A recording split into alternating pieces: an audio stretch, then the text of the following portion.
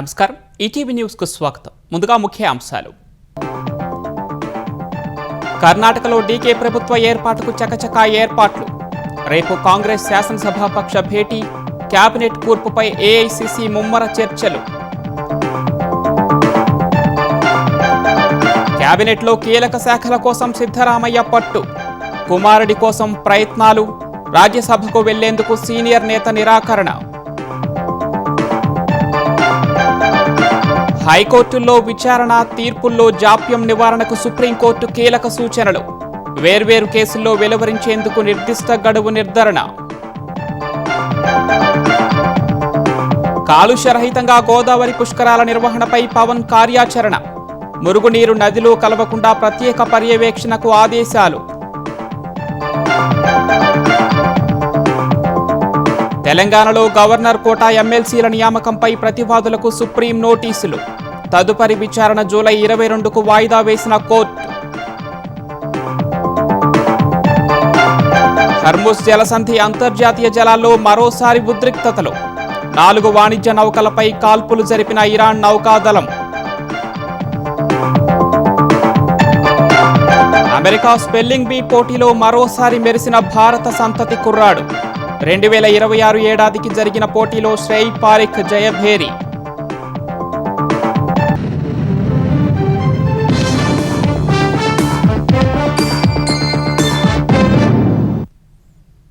కర్ణాటకలో నూతన ప్రభుత్వ ఏర్పాటు, కొత్త ముఖ్యమంత్రి ఎంపికపై కాంగ్రెస్ కసరత్తు ముమ్మరం చేసింది.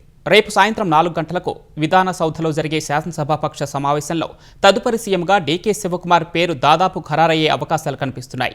కొత్త కేబినెట్లో సామాజిక సమతుల్యత కోసం 4 డిప్యూటీ సీఎంలను నియమించే యోచనలో అధిష్టానం ఉన్నట్లు తెలుస్తోంది. ఇటు సిద్ధరామయ్య కూడా రాహుల్ గాంధీ, ఖర్గేతో సమావేశమై తన కుమారుడు యతేంద్రకు కీలక శాఖలతో పాటు మద్దతుదారులకు మంత్రి పదవుల కోసం గట్టిగానే పట్టుబడుతున్నారు. కర్ణాటక ముఖ్యమంత్రి పదవికి సిద్ధరామయ్య చేసిన రాజీనామాను గవర్నర్ ఆమోదించిన తర్వాత కొత్త ప్రభుత్వ ఏర్పాటుపై బెంగళూరు, ఢిల్లీలో కసరత్తు జరుగుతోంది. నూతన ప్రభుత్వ ఏర్పాటు, మంత్రివర్గ పునర్వ్యవస్థీకరణ, కాంగ్రెస్ శాసనసభాపక్ష నేత ఎంపికపై డీకే శివకుమార్ అధిష్టానంతో చర్చించినట్లు తెలుస్తోంది. రేపు కర్ణాటక శాసనసభాపక్ష సమావేశం నిర్వహించాలని కాంగ్రెస్ అధిష్టానం నిర్ణయం తీసుకుంది. ఆ తర్వాత కొత్త ముఖ్యమంత్రి ప్రమాణ స్వీకారం తేదీతో పాటు మంత్రివర్గం కూర్పుపై అధిష్టానం నుంచి అధికారిక ప్రకటన వెలువడే అవకాశం ఉంది. ఇప్పటికే కాంగ్రెస్ ఎమ్మెల్యేలందరూ దేశంలో ఎక్కడ ఉన్నా కర్ణాటకకు చేరుకోవాలని పార్టీ ఆదేశించింది. సిఎల్పి సమావేశం తర్వాత డీకే శివకుమార్ తదుపరి ముఖ్యమంత్రిగా బాధ్యతలు చేపట్టే అవకాశాలు ఎక్కువగా కనిపిస్తున్నాయి. సిద్ధరామయ్య మంత్రివర్గంలో ఉన్న పలువురు మంత్రులకు డీకే శివకుమార్ ప్రభుత్వంలో చోటు దక్కే అవకాశం లేదని పార్టీ వర్గాలు తెలిపాయి. ప్రభుత్వంలో సామాజిక, ప్రాంతీయ సమతుల్యతను కాపాడేందుకు 4 ఉప ముఖ్యమంత్రులను నియమించే అవకాశం ఉందని పేర్కొన్నాయి. వారిలో మైనారిటీ, దళిత సామాజిక వర్గాలకు చెందిన వారు ఉంటారని వివరించాయి. అటు సిద్ధరామయ్య ఢిల్లీలో కాంగ్రెస్ అగ్రనేత రాహుల్ గాంధీతో భేటీ అయ్యారు. సోనియా గాంధీ నివాసంలో జరిగిన ఈ భేటీలో తమ మద్దతుదారులకు ప్రభుత్వంలో పదవుల గురించి సిద్ధు చర్చించినట్లు సమాచారం. వైద్య, విద్య, వెనుకబడిన తరగతుల శాఖలు లేదా శివకుమార్ నిర్వహించిన పరిశ్రమలు లేదా జలవనరుల శాఖ వంటి పదవులను తన కుమారుడు యతేంద్రకు కేటాయించాలని సిద్ధరామయ్య కోరారని కాంగ్రెస్ వర్గాలు తెలిపాయి. రాజ్యసభ, ఎమ్మెల్సీ నియామకాల కోసం పేర్లను అందజేశారు. అధిష్టానం ఆఫర్ చేసిన రాజ్యసభ సీటును తిరస్కరించి కర్ణాటక రాజకీయాల్లోనే కొనసాగాలని ఆసక్తి వ్యక్తం చేసినట్లు సమాచారం. తర్వాత సిద్ధరామయ్య అక్కడి నుంచి కాంగ్రెస్ అధ్యక్షుడు మల్లికార్జున ఖర్గే నివాసానికి వెళ్లి ఆయనతో సమావేశమయ్యారు. అటు కర్ణాటక విధాన సౌధలోనూ కొత్త ప్రభుత్వ ఏర్పాటుకు రంగం సిద్ధమవుతోంది. ముఖ్యమంత్రిగా సిద్ధరామయ్య, ఉప ముఖ్యమంత్రిగా డీకే శివకుమార్ పేర్లతో ఉన్న ప్లేట్లను సిబ్బంది తొలగించారు. స్వచ్ఛ గోదావరి పవిత్ర పుష్కరాలపై అధికారులకు ఉప ముఖ్యమంత్రి పవన్ కళ్యాణ్ కీలక ఆదేశాలిచ్చారు.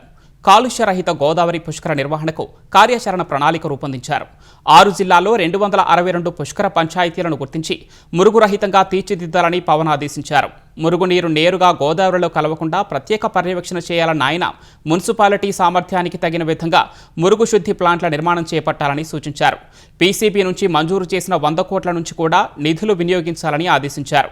రోజువారీ మురుగు 104 మిలియన్ లీటర్లు జీవనదిని కలుషితం చేస్తున్నాయని చెప్పిన పవన్ గ్రామీణ ప్రాంతాల మురుగు 8.38 మిలియన్ లీటర్లు లీటర్లు గోదావరిలో కలుస్తున్నాయని తెలిపారు. పారిశ్రామిక వ్యర్థాల్లో ఆంధ్ర పేపర్స్ వెదజల్లే రోజువారీ కాలుష్యమే 32 మిలియన్ లీటర్లు ఉంటుందన్నారు. నిత్యం గోదావరిలో కలిసే 13.24 మిలియన్ లీటర్ల ఆక్వా కాలుష్యం వీటికి అదనమని తెలిపారు. పారిశ్రామిక కాలుష్య నివారణకు నిరంతర తనిఖీలు చేయాలని సూచించారు. ఆర్టీజీఎస్ తరహా కంట్రోల్ రూమ్ ద్వారా నిరంతర ప్రత్యక్ష పర్యవేక్షించాలని ఆదేశించారు. పర్యావరణ పరిరక్షణ టాస్క్ ఫోర్స్కు కంట్రోల్ రూమ్ నిర్వహణ బాధ్యతలు అప్పగించారు. ఆంధ్రప్రదేశ్లో మున్సిపాలిటీలను డంపింగ్ యార్డ్ రహితంగా మార్చేలా ముందుకు వెళ్తున్నామని పురపాలక శాఖ మంత్రి నారాయణ వెల్లడించారు. ప్రస్తుతం విశాఖ, గుంటూరులో వేస్ట్ టు ఎనర్జీ ప్లాంట్లు ఉన్నాయని, కొత్తగా మరో 6 ప్లాంట్లు ఏర్పాటు చేస్తామని తెలిపారు. కొండపల్లి మున్సిపాలిటీలో పర్యటించిన మంత్రి కొత్తగా నిర్మిస్తున్న వేస్ట్ టు ఎనర్జీ ప్లాంట్ను పరిశీలించారు. మున్సిపాలిటీలో ఉత్పత్తి అయ్యే చెత్త నిర్వహణ కోసం 107 ప్రాంతాల్లో వేస్ట్ టు ఎనర్జీ ప్లాంట్లు ఏర్పాటు చేస్తున్నామన్నారు. ఈ ప్లాంట్ల ద్వారా నిత్యం 5,385 టన్నుల చెత్తను కంపోస్ట్ బయోగ్యాస్గా మారుస్తామని మంత్రి వివరించారు. 2014-19లోనే 10 వేస్ట్ ఎనర్జీ ప్లాంట్స్ని శాంక్షన్ చేశారు. అయితే ప్రభుత్వం మారేటప్పటికి 2 చాలా అడ్వాన్స్లో ఉన్నాయి. ఒకటి గుంటూరు, 2 విశాఖపట్నం. గత ప్రభుత్వం ఆ 2 మాత్రమే ఉంచి మిగతా అన్ని క్యాన్సిల్ చేసింది. ఈ ప్రభుత్వం రాగానే 6 ప్లాంట్ శాంక్షన్ చేశారు. అవి కూడా వేగవంతంగా ఇప్పుడు వర్క్ జరుగుతున్నాయి. అయితే ఈ లోపల ప్రాసెసింగ్ చేసి వేస్ట్ బయటికి పంపించాలని ప్రాసెసింగ్ ప్లాంట్స్ని ఈరోజు 107 శాంక్షన్ చేసాం. ఈ 107 ప్లాంట్లు పూర్తయితే 5,350 టన్నులు ప్రాసెస్ అయ్యి ఏ రోజుకి ఆ రోజు చెత్త బయటకు వెళ్ళిపోతుంది. ఇవన్నీ కూడా జూన్ ఎండ్ లేదా జూలై మిడిల్కి పూర్తి అయ్యేటట్టుగా ఏజెన్సీస్కి ఇన్స్ట్రక్షన్స్ ఇచ్చాం. ఇవన్నీ చేస్తారు. Hyderabad core urban region cure పరిధిలో అఫోర్డబుల్ ప్లాట్ల నిర్మాణానికి తెలంగాణ ప్రభుత్వం అనుమతి మంజూరు చేసింది. ఈ మేరకు గృహ నిర్మాణ శాఖ కార్యదర్శి విపి గౌతమ్ ఉత్తర్వులు జారీ చేశారు. క్యూర్ పరిధిలో ఎల్ఐజీ, ఎంఐజీ ప్లాట్లు నిర్మించేందుకు హౌసింగ్ బోర్డుకు అనుమతినిస్తున్నట్లు ఆ ఉత్తర్వుల్లో గౌతమ్ పేర్కొన్నారు. దిగువ, మధ్యతరగతి వారి కోసం 1,00,000 ప్లాట్లు నిర్మించనున్నట్లు ఉత్తర్వుల్లో వివరించారు. పైలట్ ప్రాజెక్టు కింద 12,000 ప్లాట్ల నిర్మాణానికి అనుమతించారు. ఎల్ఐజీ ప్లాట్లకు అన్డివైడెడ్ భూమి వాటా 5 లక్షల రూపాయల సబ్సిడీ ఇవ్వనున్నట్లు ఉత్తర్వుల్లో వివరించారు. హౌసింగ్ బోర్డు, దిల్, రాజీవ్ స్వగృహ ప్రభుత్వ భూముల్లో ఈ నిర్మాణాలు చేపట్టాలని హౌసింగ్ బోర్డుకు ప్రభుత్వం సూచించింది.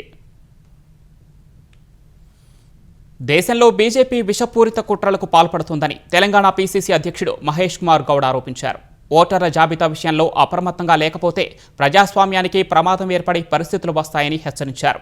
గాంధీ భవన్లో ఎస్ఐఆర్పై పార్టీ నాయకులకు ప్రారంభించిన ప్రత్యేక శిక్షణ కార్యక్రమంలో పాల్గొన్న మహేష్ గౌడ్ పశ్చిమ బెంగాల్లో లక్షలాది ఓట్ల తొలగింపుతో రాజకీయ పరిస్థితులు ఎలా మారిపోయాయో ఉదహరించారు. తెలంగాణలో అలాంటి పరిస్థితులు రాకుండా ప్రతి కాంగ్రెస్ నాయకుడు, కార్యకర్త అప్రమత్తంగా ఉండాలని పిలుపునిచ్చారు. ఓటర్ల జాబితా పరిశీలన, సంస్థాగత బలోపేతం, క్షేత్రస్థాయి సమన్వయం అత్యంత కీలకమని స్పష్టం చేశారు. వచ్చే నెల 10న ఢిల్లీలో ఎన్డీఏ భాగస్వామ్య పక్షాల భేటీ జరగనుంది. ప్రధాని నరేంద్ర మోదీ అధ్యక్షతన జరగనున్న ఈ భేటీలో ఎన్డీఏ పాలిత రాష్ట్రాల సీఎంలు, డిప్యూటీ సీఎంలు, ముఖ్య నేతలు పాల్గొంటారు. ఇందులో ప్రధాని మోదీ 12 ఏళ్ల పాలనపై నేతలు ప్రధానంగా చర్చించనున్నారు. ప్రధాని మోదీని ఎన్డీఏ పక్షాలు సన్మానించనున్నాయి. వికసిత్ భారత్ సాధనకు చేపట్టాల్సిన సంస్కరణలు, ప్రజల జీవన ప్రమాణాలు పెంపొందించడానికి తీసుకోవాల్సిన చర్యలపై సమాలోచనలు జరపనున్నారు. కేంద్రం అమలు చేస్తున్న వివిధ అభివృద్ధి కార్యక్రమాలు, మౌలిక వసతుల ప్రాజెక్టుల పురోగతిపై చర్చించనున్నారు. 2014 ఏడాది ప్రధాని బాధ్యతలు చేపట్టిన మోదీ ఈ ఏడాదితో పాలనలో 12 ఏళ్లు పూర్తి చేసుకున్నారు. ఈ ఏడాది దేశంలో కురిసే నైరుతి రుతుపవనాల వర్షపాతం దీర్ఘకాలిక సగటులో 90% పరిమితమయ్యే అవకాశం ఉందని భారత వాతావరణ విభాగం తెలిపింది. ఈ సీజన్లో ఈశాన్య భారతంలో సాధారణ వర్షపాతం నమోదయ్యే అవకాశం ఉన్నప్పటికీ దేశంలోని మిగిలిన ప్రాంతాల్లో సాధారణం కంటే తక్కువ వర్షపాతం నమోదు కానున్నట్లు ఐఎండీ పేర్కొంది. నైరుతి రుతుపవనాల సీజన్కు సంబంధించి ప్రకటించిన 2వ ముందస్తు అంచనాలో ఈ వివరాలను ఐఎండీ వెల్లడించింది. ఏప్రిల్ 13న విడుదల చేసిన మొదటి అంచనాలో దీర్ఘకాలిక సగటు వర్షపాతంలో ఈసారి 92% నమోదయ్యే అవకాశం ఉందని పేర్కొంది. ఇప్పుడు ఆ అంచనాలను మరికాస్త తగ్గించిన ఐఎండీ రాబోయే రోజుల్లో వర్షాభావ పరిస్థితులు ఉండే అవకాశం ఉందని సంకేతాలిచ్చింది. నైరుతి రుతుపవనాలు జూన్ 4, 5 తేదీల్లో కేరళ తీరాన్ని తాకే అవకాశం ఉందని భారత వాతావరణ శాఖ అంచనా వేస్తోంది. ఈ నెల 26న కేరళ తీరాన్ని తాకుతాయని ముందుగా అంచనా వేసినప్పటికీ వాతావరణ శాఖ అంచనాలను తలకిందులు చేస్తూ నైరుతి ఆలస్యమైంది. గత ఏడాది మే 24న కేరళ తీరాన్ని నైరుతి రుతుపవనాలు తాకాయి. అంచనా సమయానికంటే 8 రోజులు ముందుగానే కేరళలోకి ప్రవేశించాయి. కేరళను తాకిన 2 రోజులకే మే 26న తెలంగాణలోకి ప్రవేశించాయి. ఈసారి బాగా ఆలస్యం కానున్నట్లు తెలుస్తోంది. హైకోర్టులో విచారణలు, తీర్పుల్లో జాప్యంపై సుప్రీంకోర్టు కీలక మార్గదర్శకాలు జారీ చేసింది. రిజర్వ్ చేసిన తీర్పులను గరిష్టంగా 3 నెలల్లో వెలువరించాలని ఆదేశించింది. వ్యక్తిగత స్వేచ్ఛకు సంబంధించిన కేసుల్లో నిర్ణయాలు మరింత వేగంగా తీసుకోవాల్సిన అవసరం ఉందని ప్రధాన న్యాయమూర్తి జస్టిస్ సూర్యకాంత్, జస్టిస్ జోయిమాల్యా బాగ్చిలతో కూడిన ధర్మాసనం స్పష్టం చేసింది. బెయిల్ దరఖాస్తులకు సంబంధించి కూడా సుప్రీంకోర్టు స్పష్టమైన ఆదేశాలిచ్చింది. బెయిల్ దరఖాస్తులపై విచారణ పూర్తయిన రోజే ఉత్తర్వులు జారీ చేయాలని ఆదేశించింది. ఒకవేళ తీర్పును రిజర్వ్ చేస్తే మరుసటి రోజు ఖచ్చితంగా తీర్పును వెలువరించి ఆన్లైన్లో అప్లోడ్ చేయాలని నిర్దేశించింది. ఖైదీల విడుదలకు సంబంధించి పలు నిబంధనలు విధించింది. బెయిల్ లేదా శిక్ష నిలుపుదలకు సంబంధించిన ఉత్తర్వులను వెంటనే సంబంధిత జైలు అధికారులకు పంపాలని సిజేఐ నేతృత్వంలోని ధర్మాసనం పేర్కొంది. ఆ ఉత్తర్వులు అందిన వెంటనే విచారణలో ఉన్న నిందితులను లేదా దోషులను సాధ్యమైనంత వరకు అదే రోజు లేదా మరుసటి రోజు జైలు నుంచి విడుదల చేయాలని ఆదేశించింది. బెయిల్ ఉత్తర్వుల అమలుపై ట్రయల్ కోర్టు హైకోర్టుకు నివేదికనివ్వాలని సుప్రీంకోర్టు నిర్దేశించింది. ఏషియన్ గేమ్స్ ట్రయల్స్లో పోటీ పడే అంశంలో భారత రెజ్లర్ వినేష్ ఫోగాట్కు సుప్రీంకోర్టులో ఊరట లభించింది. ఎంపిక ప్రక్రియలో ఆమె పాల్గొనవచ్చని స్పష్టం చేసింది. రేపు ఎల్లుండి ఏషియన్ గేమ్స్ సెలక్షన్ ట్రయల్స్లో వినేష్ ఫోగాట్ పోటీ పడేందుకు ఇటీవల ఢిల్లీ హైకోర్టు అనుమతించింది.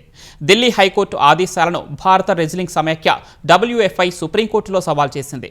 హైకోర్టు తన పరిధిని మీరిందని, ఎంపిక ప్రమాణాల ప్రకారం వినేష్ అనర్హురాలని పేర్కొంది. WFI పిటిషన్పై విచారణ జరిపిన సుప్రీంకోర్టు ఢిల్లీ హైకోర్టు ఉత్తర్వులపై స్టే ఇచ్చేందుకు నిరాకరించింది. ఈ స్థానంలో వేరొకరు ఉండి ఉంటే పరిస్థితి భిన్నంగా ఉండేదని, కానీ వినేష్ ఈ దేశాన్ని గర్వపడేలా చేశారని వెల్లడించింది. ఇప్పటికే ట్రయల్స్లో పాల్గొనేందుకు ఆమెకు హైకోర్టు అనుమతిచ్చిందన్న సుప్రీంకోర్టు ఈ దశలో వినేష్ను వెనక్కు వెళ్లమని చెప్పడం సరికాదని వ్యాఖ్యానించింది. ప్రస్తుతానికి ఈ విషయంలో తాము ఏం చేయలేమని, ఆమె పోటీల్లో పాల్గొనవచ్చని సుప్రీంకోర్టు స్పష్టం చేసింది. తదుపరి విచారణను వచ్చే వారానికి వాయిదా వేసింది. అమెరికాలో ప్రతిష్టాత్మకంగా నిర్వహించే స్క్రిప్స్ నేషనల్ స్పెల్లింగ్ బీ పోటీలో మరోసారి భారత సంతతి విద్యార్థి గెలుపొందాడు. 2026 ఏడాదికి నిర్వహించిన పోటీలో భారత సంతతికి చెందిన శ్రేయ్ పారిక్ విశ్వ విజేతగా నిలిచాడు. వాషింగ్టన్ కాన్స్టిట్యూషన్ హాల్లో జరిగిన ఫైనల్స్లో కాలిఫోర్నియాకు చెందిన 14 ఏళ్ల శ్రేయ్ పారిక్ అద్భుత ప్రదర్శనతో టైటిల్ కైవసం చేసుకున్నాడు. ఆఖరి నిమిషం వరకు ఉత్కంఠ రేపిన ఈ పోటీలో భారత సంతతికే చెందిన మరో కుర్రాడు ఇషాన్ గుప్తాపై శ్రేయ్ గెలుపొందాడు. కేవలం 90 సెకన్ల వ్యవధిలో ఏకంగా 32 పదాలకు తప్పులు లేకుండా స్పెల్లింగ్స్ చెప్పిన శ్రేయ్ సరికొత్త రికార్డు సృష్టించాడు. ప్రత్యర్థి ఇషాన్ 25 పదాలు మాత్రమే చెప్పగలిగాడు. చివరి రౌండ్లో బ్రోమోక్రిప్టిన్ అనే క్లిష్టమైన పదానికి సరైన స్పెల్లింగ్ చెప్పి శ్రేయ్ విజేతగా నిలిచినట్లు నిర్వాహకులు ప్రకటించారు. ఈ విజయంతో శ్రేయ్కు 44 లక్షల రూపాయల నగదు బహుమతి, ట్రోఫీ దక్కింది. 6 ఏళ్ల నిరీక్షణ, కఠిన శ్రమ వల్లే టైటిల్ సాకారమైందని శ్రేయ్ కుటుంబ సభ్యులు తెలిపారు. తెలంగాణలో గవర్నర్ కోటా ఎమ్మెల్సీల నియామకంపై దాఖలైన పిటిషన్లపై సుప్రీంకోర్టు ప్రతివాదులకు నోటీసులు జారీ చేసింది. తమ నియామకాన్ని సవాల్ చేస్తూ దాఖలైన పిటిషన్లకు సంబంధించి అజారుద్దీన్, అమీర్ అలీఖాన్ ఇంటర్లోకేటరీ అప్లికేషన్లు దాఖలు చేశారు. వాటిని పరిశీలించిన సుప్రీంకోర్టు ఇప్పటికే ఈ కేసు తదుపరి విచారణ జూలై 22న చేపట్టనున్నట్లు ప్రకటించామని గుర్తు చేసింది. అయితే గత విచారణలో కోర్టుకు తప్పుడు సమాచారం ఇచ్చారని అజారుద్దీన్ న్యాయవాది వాదించారు. అందుకే ఐఏ దాఖలు చేసినట్లు తెలిపారు. మరోవైపు కోర్టు ఆదేశాలకు అనుగుణంగా గవర్నర్ 2 ఎమ్మెల్సీల నియామకాన్ని ఖరారు చేశారని అటార్నీ జనరల్ సుప్రీం ధర్మాసనం దృష్టికి తీసుకువెళ్లారు. ఆ నిర్ణయాన్ని తప్పుపట్టడం లేదన్న సుప్రీంకోర్టు ధర్మాసనం మంత్రివర్గ నిర్ణయం ప్రకారం జరిగిన నియామకానికి గవర్నర్ ఏం చేస్తారని ప్రశ్నించింది. గతంలో తన పేరు గవర్నర్కు సూచించి తర్వాత నిర్ణయం మార్చుకున్నారని అమీర్ అలీఖాన్ కోర్టు దృష్టికి తీసుకువెళ్లారు. ఈ నేపథ్యంలో ఇరువురి అప్లికేషన్లను ప్రధాన కేసుతోనే కలిపి విచారిస్తామన్న ధర్మాసనం తదుపరి విచారణను జూలై 22కు వాయిదా వేసింది. కేంద్రం చెప్పిన దానికంటే అదనంగా తెలంగాణలో ధాన్యం కొనుగోలు చేశామని పౌర సరఫరాల శాఖ మంత్రి ఉత్తమ్ కుమార్ రెడ్డి తెలిపారు. దేశంలోనే అత్యధికంగా ధాన్యం కొనుగోలు చేస్తున్న రాష్ట్రం తెలంగాణ అని చెప్పారు. బీఆర్ఎస్ 10 ఏళ్లలో చేసిన ధాన్యం కొనుగోళ్ల కంటే ఎక్కువ కొంటున్నామని పేర్కొన్నారు. అదనంగా ధాన్యం కొనుగోలు చేసేందుకు 16,479 కోట్లు ఖర్చు చేశామని వెల్లడించారు. తెలంగాణలో చివరి గింజ వరకు కొనుగోలు చేస్తామని మంత్రి స్పష్టం చేశారు. ఈ యాసంగి పంటలో 141 లక్షల మెట్రిక్ టన్నులు వరి ధాన్యం పండితే ఇప్పుడు మా అంచనాల మేరకు ప్రొక్యూర్మెంట్ సెంటర్లకి వచ్చే క్వాంటిటీ 75 లక్షల మెట్రిక్ టన్నులు. ఈ పంటలో కేంద్ర ప్రభుత్వం ఆల్రెడీ వాళ్ళు ఏం ప్రకటించారంటే మేము కేవలం 52 లక్షల మెట్రిక్ టన్నులు మీ నుంచి ఈ యాసంగి వచ్చే ధాన్యం నుంచి FCI బియ్యం కొనుగోలు చేస్తుందని. అయినా సరే కేంద్ర ప్రభుత్వం 51-52 లక్షల మెట్రిక్ టన్నులే కొనుగోలు చేసిన మేము మరో 50% అదనంగా 24 లక్షల మెట్రిక్ టన్నుల వరి ధాన్యం మేము రాష్ట్ర ప్రభుత్వం అప్పు తీసుకొచ్చి ఎంఎస్పి రేటుకి ధాన్యం కొనుగోలు చేస్తున్నాము. ఈ రోజుకి 60 లక్షల మెట్రిక్ టన్నులు ఈ యాసంగి పంటలో కొనుగోలు చేసినాము. మొత్తం ఈ యాసంగి పంటలో 75 లక్షల మెట్రిక్ టన్నులు కొనుగోలు చేయబోతున్నాము. తెలంగాణ సాంఘిక సంక్షేమ గురుకుల జూనియర్ కళాశాలలో ఇంటర్ మొదటి సంవత్సరం ప్రవేశాలకు తొలి విడతలో 18,401 మంది విద్యార్థులు ఎంపికయ్యారు. ఈ మేరకు జేసీ సెట్ ఫలితాలను సచివాలయంలో ఎస్సీ/ఎస్టీ సంక్షేమ శాఖల మంత్రి అడ్లూరి లక్ష్మణ్ విడుదల చేశారు. రాష్ట్ర వ్యాప్తంగా 229 సాంఘిక సంక్షేమ గురుకుల జూనియర్ కళాశాలలో MPC, BiPC, MEC, CEC, HEC, vocational కోర్సుల్లో మొత్తం 19,740 సీట్లు అందుబాటులో ఉన్నాయి. ఇంటర్ మొదటి సంవత్సరంలో చేరేందుకు 45,357 దరఖాస్తులు రాగా ఈ నెల 15న జరిగిన జేసీ సెట్కు 39,052 మంది విద్యార్థులు హాజరయ్యారు. మొదటి విడతలో ఎంపికైన విద్యార్థులు జూన్ 7లోగా కాలేజీల్లో చేరాలని మంత్రి అడ్లూరి లక్ష్మణ్ తెలిపారు. విద్యార్థులు తల్లిదండ్రుల నమ్మకాన్ని నిలబెట్టేలా గురుకులాలను నిర్వహించాలని అధికారులకు మంత్రి స్పష్టం చేశారు. తెలంగాణ అభివృద్ధికి నిరంతర సహకారం అందిస్తున్న ప్రధాని నరేంద్ర మోదీ, రైల్వే మంత్రి అశ్విని వైష్ణవ్లకు కేంద్ర మంత్రి కిషన్ రెడ్డి కృతజ్ఞతలు తెలిపారు. రాబోయే 5 ఏళ్లలో 200 ఇంటర్సిటీ రైళ్లను తయారు చేసే బాధ్యతను కాజీపేట రైల్వే తయారీ యూనిట్కు అప్పగించినందుకు కిషన్ రెడ్డి సంతోషం వ్యక్తం చేశారు. ఈ మేరకు సామాజిక మాధ్యమం ఎక్స్లో పోస్ట్ పెట్టిన కిషన్ రెడ్డి, ఈ ఇంటర్సిటీ రైళ్లు 20 కోచ్ల కాన్ఫిగరేషన్, ఆటోమేటిక్ డోర్ క్లోజింగ్, మెరుగైన వెంటిలేషన్, సురక్షితమైన డిజైన్తో ఉంటాయన్నారు. ఈ ఇంటర్సిటీ రైళ్లు సుమారు 300 కిలోమీటర్ల దూరం ఉన్న మార్గాల్లో ప్రయాణిస్తాయని చెప్పారు. గంటకు 130 కిలోమీటర్ల వేగం వరకు ప్రయాణిస్తాయన్నారు. అడ్వకేట్ మొయిజుద్దీన్ హత్యకు వక్ఫ్ భూముల వివాదమే ప్రధాన కారణమని పోలీసులు అంచనాకొచ్చారు. సుపారీ గ్యాంగ్ ద్వారానే మొయిజుద్దీన్ హత్య జరిగినట్లు గుర్తించిన పోలీసులు ఇందుకు సంబంధించి ఆలం ఖాన్, ఆయన కుమారుణ్ణి అరెస్ట్ చేశారు. మొయిజుద్దీన్ను చంపేందుకు ఆలం ఖాన్, ఆయన కుమారుడు 25 లక్షల రూపాయలతో సుపారీ ఇచ్చినట్లు పోలీసులు గుర్తించారు. వాస్తవానికి 2 ఏళ్ల నుంచి మొయిజుద్దీన్ను హత్య చేసేందుకు 10 సార్లు ప్రయత్నించినట్లు పోలీసులు గుర్తించారు. ఈ నెల 23న మాసాబ్ ట్యాంక్ వద్ద స్కార్పియో కారుతో ఢీకొట్టగా మొయిజుద్దీన్ తీవ్రంగా గాయపడి మరణించారు. తెలిసిన వారి వాహనం టైరు పగిలి మరమ్మతు చేయిస్తుంటే పలకరించేందుకు వెళ్లిన ముగ్గురిని లారీ రూపంలో మృత్యువు కబలించిన విషాదకర ఘటన వనపర్తి జిల్లాలో జరిగింది. కొత్తకోట మండలం ముమ్మళ్లపల్లి వద్ద జాతీయ రహదారిపై ఈ తెల్లవారుజామున ఈ ఘటన చోటు చేసుకుంది. కర్ణాటక చిక్బళ్లాపూర్ జిల్లా బాగేపల్లికి చెందిన రవి, జగదీష్ అనే వ్యక్తితో కలిసి తన బొలేరోలో కొత్తిమీర తీసుకుని హైదరాబాద్కు బయలుదేరాడు. ముమ్మళ్లపల్లి వద్దకు రాగానే బొలేరో కుడివైపు టైర్ పగిలిపోయింది. రహదారి పక్కన ఆగి ఉన్న బొలేరోను అదే దారిలో వెళ్తున్న బాగేపల్లికి చెందిన రాజశేఖర్, శివకుమార్ గుర్తించి తమ వాహనం నిలిపి రవి వద్దకు వెళ్లి వివరాలు ఆరా తీశారు. టైరు పగలడంతో మార్చాలని రవి చెప్పగా రాజశేఖర్, శివకుమార్ సాయం చేస్తున్నారు. ఈ సమయంలో తమిళనాడు నుంచి హైదరాబాద్ వెళ్తున్న లారీ వేగంగా వచ్చి టైర్ మార్చుతున్న ముగ్గురిని ఢీకొట్టింది. ఈ ప్రమాదంలో జగదీష్ అక్కడికక్కడే మృతి చెందాడు. రాజశేఖర్, శివకుమార్ తీవ్రంగా గాయపడగా వనపర్తి జిల్లా ఆసుపత్రికి తరలించి చికిత్సనందించి మెరుగైన వైద్యం కోసం తరలించడానికి యత్నిస్తుండగానే చనిపోయారు. యాదాద్రి భువనగిరి జిల్లా చేనేత వస్త్రాలు, హస్తకళలపై హైదరాబాద్ హైటెక్స్లో జూన్ 5 నుంచి 7 వరకు 3 రోజుల ప్రత్యేక ప్రదర్శన ఏర్పాటు చేయనున్నారు. పట్టణ వినియోగదారులకు, గ్రామీణ చేతివృత్తి కళాకారులకు మధ్య అంతరాన్ని తగ్గించేందుకు ఈ ప్రదర్శన ఏర్పాటు చేస్తున్నట్లు తెలంగాణ ప్రభుత్వం తెలిపింది. ఈ ప్రదర్శనలో 100కు పైగా ప్రత్యేక స్టాల్స్ ఉంటాయని వెల్లడించింది. చేనేత కార్మికుల నుంచి సంప్రదాయ వస్త్రాలు, దుస్తులను వినియోగదారులకు చేరువ చేయడమే ఈ ప్రదర్శన లక్ష్యమని పేర్కొంది. ఈ ప్రదర్శనలో మగ్గాలపై వస్త్రాల తయారీ విధానాన్ని వీక్షించేందుకు అవకాశం కల్పిస్తున్నట్లు తెలిపింది. క్లిష్టమైన టై అండ్ డై, నేత ప్రక్రియపై సదస్సు కూడా నిర్వహిస్తామని పేర్కొంది. యాదాద్రి భువనగిరి జిల్లా స్థానిక వంటకాలు ఆస్వాదించేందుకు వీలుగా ఫుడ్ స్టాల్స్ను ఏర్పాటు చేయనున్నట్లు ప్రభుత్వం తెలిపింది. టీఎస్సీలో అక్రమాలు జరిగాయంటూ వైసీపీ తప్పుడు ప్రచారం చేస్తోందని తెలుగుదేశం ఎమ్మెల్సీ భూమిరెడ్డి రామ్గోపాల్ రెడ్డి ఆగ్రహం వ్యక్తం చేశారు. డిఎస్సీలో ఉద్యోగాలు పొందిన ఏడాది తర్వాత వైసీపీ కావాలని రాద్ధాంతం చేస్తోందని మండిపడ్డారు. 11 డిఎస్సీలు ప్రకటించిన చరిత్ర చంద్రబాబుదైతే డిఎస్సీ అంటూ మోసపు ప్రకటనలు చేసిన చరిత్ర జగన్దని దుయ్యబట్టారు. ఉద్యోగాలు అమ్ముకోవటం జగన్ నైజమని ఆక్షేపించారు. దాదాపు సంవత్సరం క్రితం రాష్ట్రంలో ఉపాధ్యాయ నియామకాలు పూర్తయి ప్రతి ఒక్కరు కూడా దాదాపు 16,347 మంది విధులు నిర్వహిస్తుండగా ఇప్పుడు కొత్తగా ఎవరికీ లేని సమస్యను తెర మీదకు తీసుకొచ్చి ఉపాధ్యాయ నియామకాలు అక్రమాలు జరిగాయని చెప్పి రచ్చరాద్ధాంతం చేస్తా ఉన్నారు. మీ దగ్గరికి ఎవరైనా సరే మేము రాజకీయ పలుకుబడితోనో లేకపోతే మేము లక్షలాది రూపాయల డబ్బులు ఎవరికైనా లంచం ఇచ్చో ఈ ఉద్యోగాలు సాధించామని ఏ ఒక్కరైనా చెప్పారా జగన్మోహన్ రెడ్డి గారు? నేను సూటిగా ప్రశ్నిస్తా ఉన్నా. నవీన్ అనే ఉద్యోగి మొదటి ర్యాంక్ వస్తే అతనికి ఉద్యోగం ఇవ్వలేదని చెప్పి విద్యాశాఖ అధికారులు స్పష్టంగా చెప్పడం జరిగింది. అతను సర్టిఫికెట్లు వెరిఫికేషన్కి రావడానికి మేమేం బాధ్యులం అవుతామని చెప్పి చెబితే మీరు రకరకాలుగా ఏవేవో మాట్లాడుతున్నారు. హర్మూజ్ జలసంధిలోని అంతర్జాతీయ జలాల్లో మరోసారి ఉద్రిక్తత పరిస్థితులు నెలకొన్నాయి. హర్మూజ్ జలసంధి గుండా ముందస్తు అనుమతి లేకుండా వెళ్లేందుకు ప్రయత్నించిన 4 వాణిజ్య నౌకలపై ఇరాన్ నౌకాదళం కాల్పులు జరిపింది. ఇరాన్ దళాల హెచ్చరికలు, కాల్పులతో ఆ 4 నౌకలు వెనుదిరిగాయి. ఈ విషయాన్ని ఇరాన్ అధికారిక మీడియా సంస్థ IRIB వెల్లడించింది. హర్మూజ్ జలసంధిని పూర్తిగా తమ నియంత్రణలో ఉంచుకునేందుకు వీలుగా ఇరాన్ మే 18న పర్షియన్ గల్ఫ్ స్ట్రెయిట్ అథారిటీ అనే కొత్త విభాగాన్ని ఏర్పాటు చేసింది. జలసంధి గుండా వెళ్లే నౌకలన్నీ తమ అధికారులతో సమన్వయం చేసుకుని తప్పనిసరిగా ముందస్తు అనుమతిని పొందాలని ఆ అథారిటీ తెలిపింది.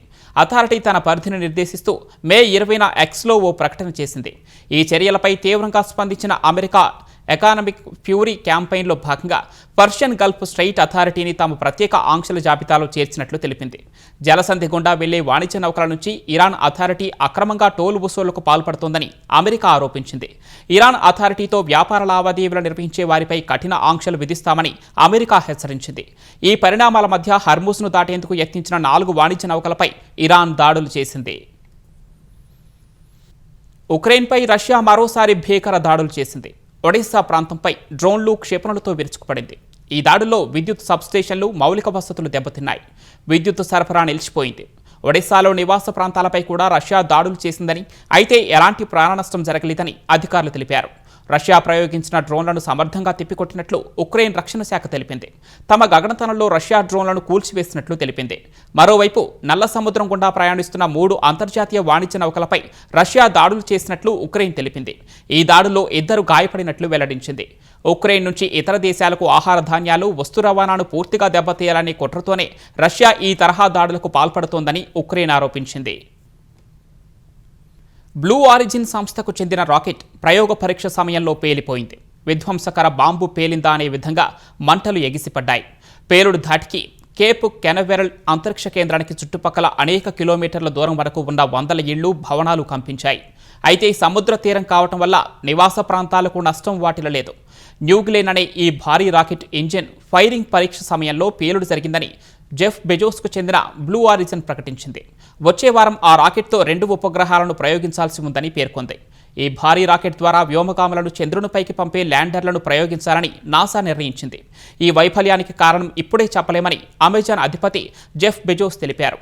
ప్రమాదంలో ఎవరికీ గాయాలు కాలేదని, భారీ ఆస్తి నష్టం వాటిల్లిందని వివరించారు. అమెరికా డల్లాస్లో జరిగిన అగ్ని ప్రమాదంలో 3 సజీవ దహనమయ్యారు. ఓక్లిఫ్ ప్రాంతంలోని 2 అంతస్తుల అపార్ట్మెంట్లో గ్యాస్ లీకేజీ కారణంగా జరిగిన ఈ ప్రమాదంలో మరో 4 తీవ్రంగా గాయపడ్డారు. వెంటనే అక్కడకు చేరుకున్న అగ్నిమాపక సిబ్బంది క్షతగాత్రులను ఆసుపత్రులకు తరలించారు. శిథిలాల కింద మరికొందరు చిక్కుకొని ఉంటారని అనుమానంతో సహాయక చర్యలు చేపట్టారు. పేలుడు ధాటికి అపార్ట్మెంట్ భవనం పూర్తిగా ధ్వంసమైంది.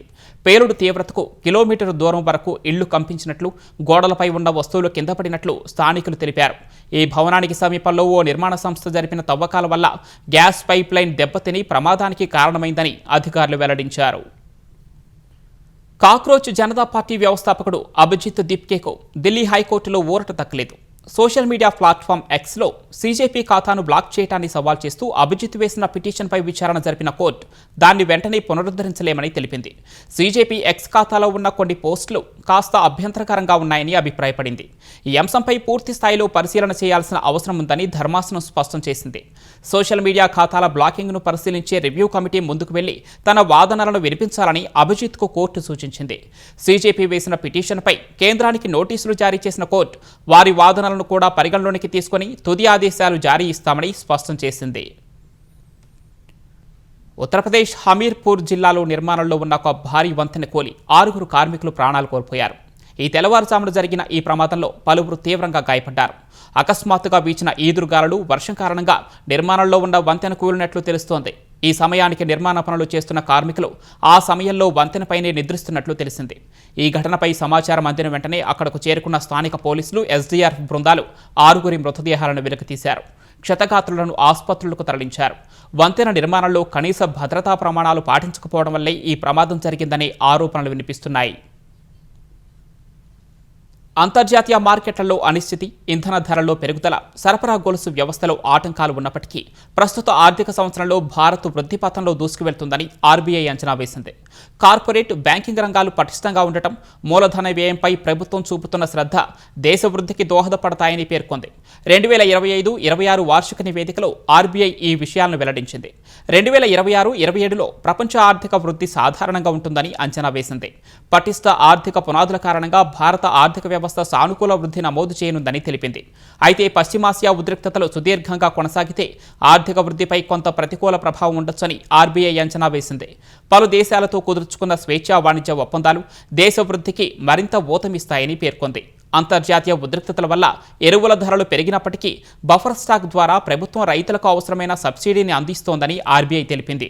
2026-27లో వ్యవసాయ రంగం పనితీరు నైరుతి రుతుపవనాల విస్తరణపై ఆధారపడి ఉంటుందని అంచనా వేసింది. ఎల్నినో పరిస్థితుల వల్ల వ్యవసాయ దిగుబడులకు ముప్పు పొంచి ఉన్నప్పటికీ రుతుపవనాల చివరి భాగంలో ఏర్పడే ఇండియన్ ఓషన్ డైపోల్ పరిస్థితులు ఆ నష్టాన్ని భర్తీ చేయగలవని ఆర్బీఐ అంచనా వేసింది. ముఖ్యాంశాలు మరొకసారి. కర్ణాటకలో డీకే ప్రభుత్వ ఏర్పాటుకు చకచకా ఏర్పాట్లు. రేపు కాంగ్రెస్ శాసనసభాపక్ష భేటీ, కేబినెట్ కూర్పుపై ఏఐసీసీ ముమ్మర చర్చలు. కేబినెట్లో కీలక శాఖల కోసం సిద్ధరామయ్య పట్టు. కుమారుడి కోసం ప్రయత్నాలు, రాజ్యసభకు వెళ్లేందుకు సీనియర్ నేత నిరాకరణ. హైకోర్టుల్లో విచారణ, తీర్పుల్లో జాప్యం నివారణకు సుప్రీంకోర్టు కీలక సూచనలు. వేర్వేరు కేసుల్లో వెలువరించేందుకు నిర్దిష్ట గడువు నిర్ధారణ. కాలుష్యరహితంగా గోదావరి పుష్కరాల నిర్వహణపై పవన్ కార్యాచరణ. మురుగునీరు నదిలో కలవకుండా ప్రత్యేక పర్యవేక్షణకు ఆదేశాలు. తెలంగాణలో గవర్నర్ కోటా ఎమ్మెల్సీల నియామకంపై ప్రతివాదులకు సుప్రీం నోటీసులు. తదుపరి విచారణ జూలై 22కు వాయిదా వేసిన కోర్టు. హర్ముజ్ జలసంధి అంతర్జాతీయ జలాల్లో మరోసారి ఉద్రిక్తతలు. 4 వాణిజ్య నౌకలపై కాల్పులు జరిపిన ఇరాన్ నౌకాదళం. అమెరికా స్పెల్లింగ్ బీ పోటీలో మరోసారి మెరిసిన భారత సంతతి కుర్రాడు. 2026 ఏడాదికి జరిగిన పోటీలో శ్రేయ్ పారిఖ్ జయభేరి.